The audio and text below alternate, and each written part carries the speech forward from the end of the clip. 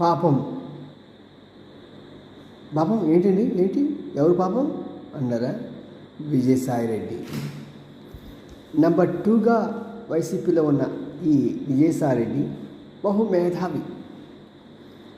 అకౌంట్లు నందిని పందిని చేయటం, పందిని నందిని చేయటంలో కానీ, లేకుంటే ఎన్ని కోట్ల ఆదాయం వచ్చినా సరే అబ్బెబ్బే మా కంపెనీ నష్టంలో ఉందని చెప్పి చూపటం కానీ, లేకుంటే షెల్ కంపెనీలు అంటే డొల్ల కంపెనీ అంటాం వాటిని, అంటే కంపెనీలు ఏముండదు, కంపెనీ పేరు మాత్రమే ఉంటుంది. వీటి ఇలాంటివి కొన్ని పెట్టి అన్నిటికీ ఒకటే అడ్రస్, అలాంటి చేయడం దిట్ట.